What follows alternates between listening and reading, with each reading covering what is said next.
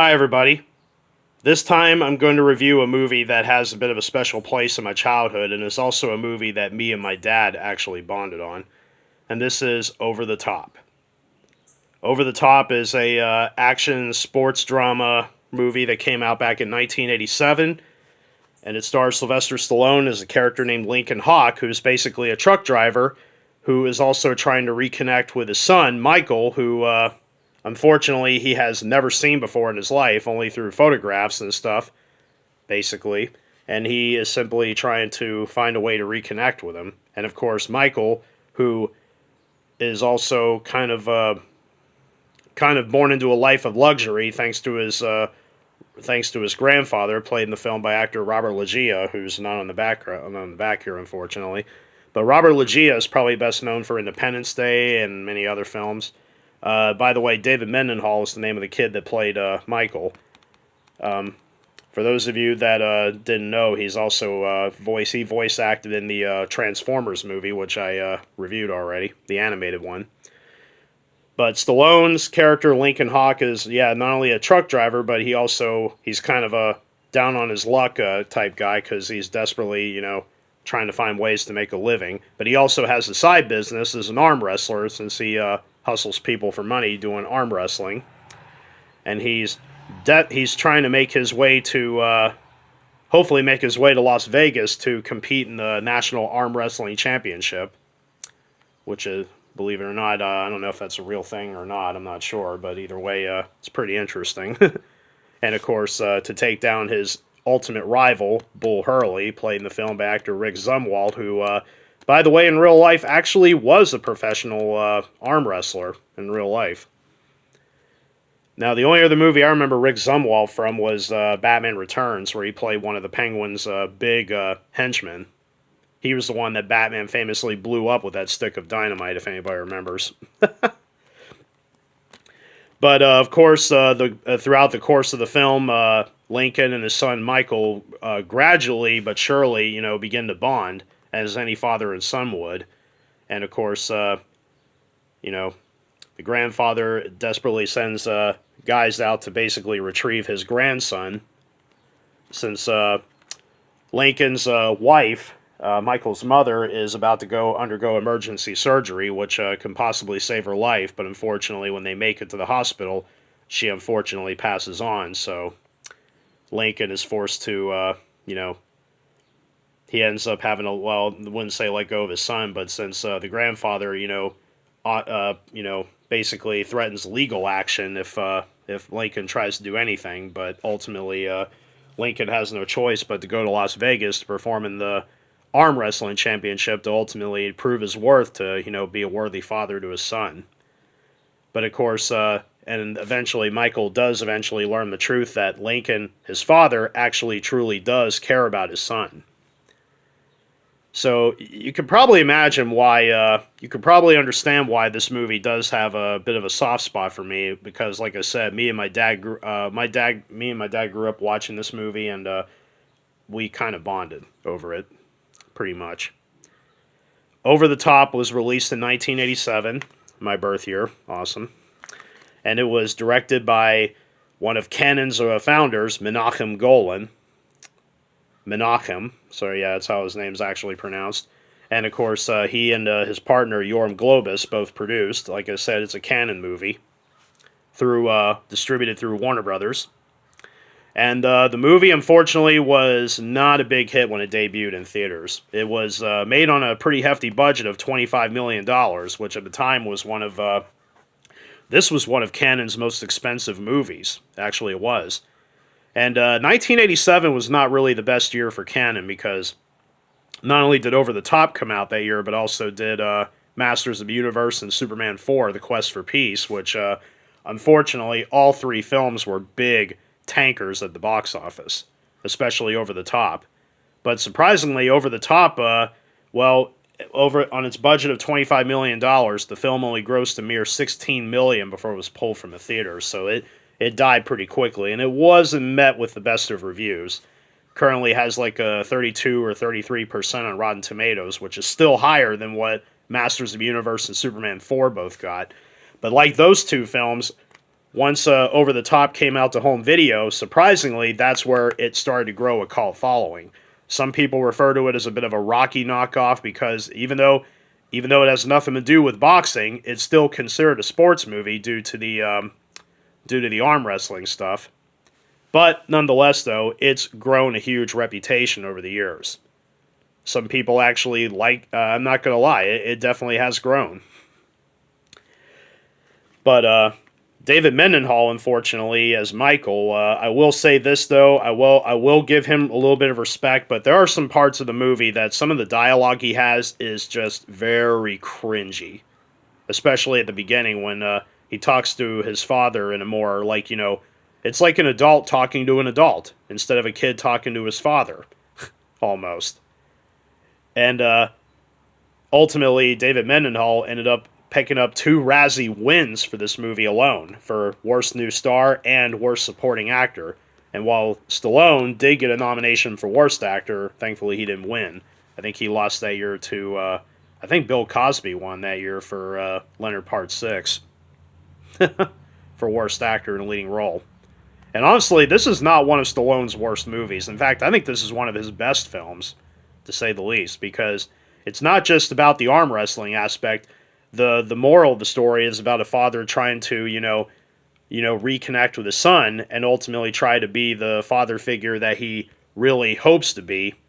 And the parts where he's bonding with his son, even teaching his son how to drive and operate a semi, honestly, it was those are some of the highlights of the movie, some of the real highlights. But of course, we all know the real highlight of the movie is obviously the arm wrestling championship at the end, which we get a great, awesome music montage of, sort of like what we got in Rocky IV and Cobra, 2 other Stallone movies that also had great music montages. And of course, who could forget Gonna Fly Now from all the Rocky films prior to Rocky IV. But ultimately, yes. It, like I said, this movie does have a special place in my heart. Might as well talk about the Blu-ray real quick. Oh, right before I talk about the Blu-ray, I reviewed The Wizard not long ago, and I noticed that the semi-truck that Stallone drives throughout the majority of the movie is, by the way, that's the same truck that Spanky drove in The Wizard. It even has Lincoln, it even has Hawk, like the logo on the side of the truck. I can't remember if the hood ornament was still there, but the truck is the exact same one that he drove. The exact same truck, the truck that Spanky drove in The Wizard is the exact same one that Lincoln Hawk drove in Over the Top. It's kind of interesting how they got the truck from this movie to appear in the other. It's pretty awesome. Anyway, we'll talk about the Blu-ray real quick. Warner Brothers, of course, released it on Blu-ray back in looks like 2009 here. Yeah, 2009.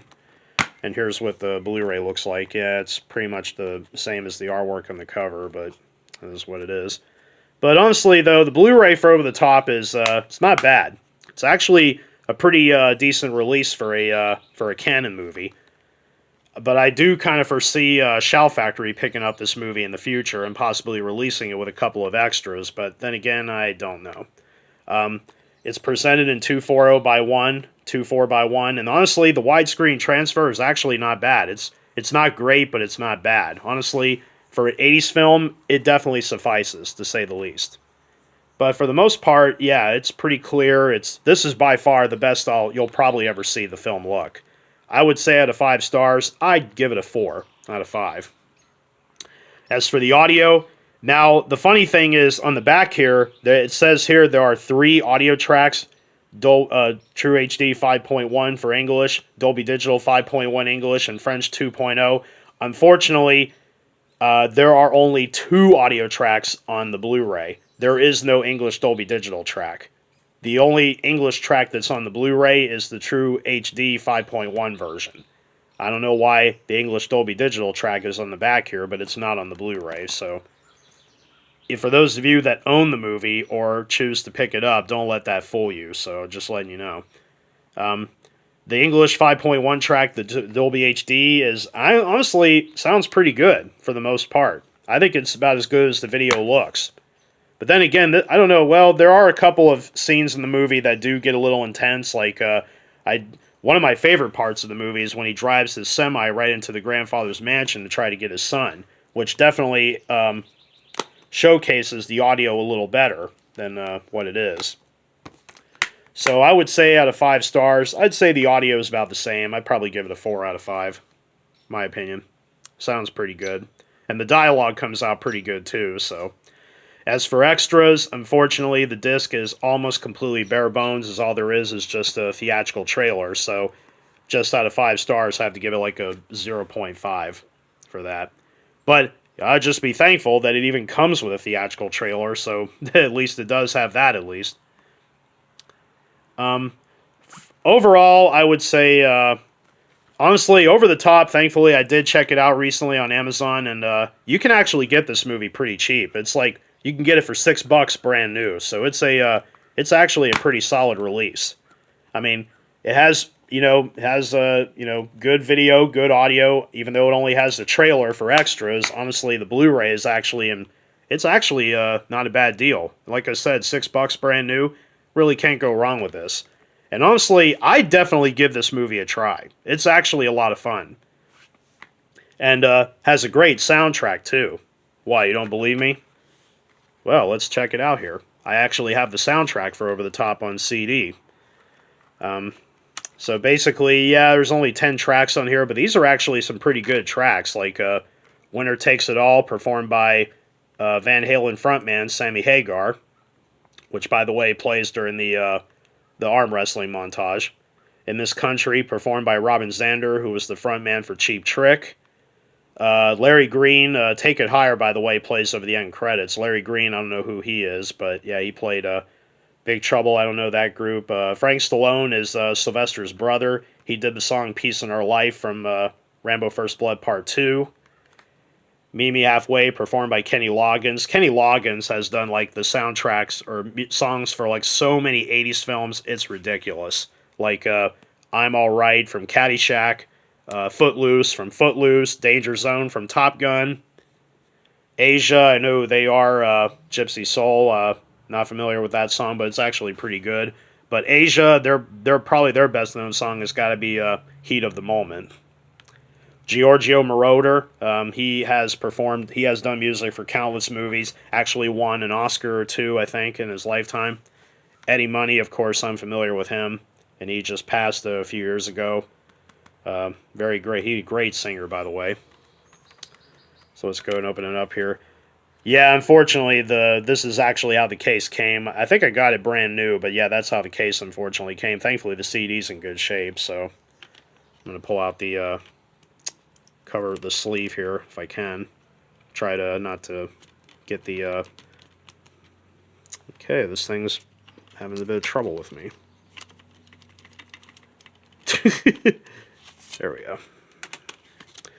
Yeah, inside here is basically just, there's the credit stuff, and we actually get song lyrics, too, which is pretty cool, for all the songs that were used in the movie. Unfortunately, the fight by Giorgio Moroder is actually part of the film's score. That's actually, I think that takes place during the final arm wrestling championship thing. But I will say, though, the arm wrestling scenes do get you pumped up in the movie. And all I gotta say is the soundtrack is actually worth a look. If you can find it at a good price, I'd definitely pick it up. It's definitely worth listening to. So, all in all, this actually is a fun movie to check out. I'm actually glad it's finally getting the cult following that it deserves. After, unfortunately, it was a blunder at the box office, but sometimes that's how most Canon films get their money, is thanks to the home video market, and I'm actually glad that it does. So overall, Over the Top, actually, like I said, definitely check this movie out. It's actually a pretty decent Blu-ray with decent video and audio, despite having only a trailer as a bonus feature, and the fact that it's actually a very affordable release. You can get it for like $6 brand new, so I would say definitely go for it. So, this concludes the presentation. I hope you enjoyed it. I will continue to do more videos like this in the days to come, and if you like this content, don't forget to hit like and subscribe to my channel. So until then, take care and be safe.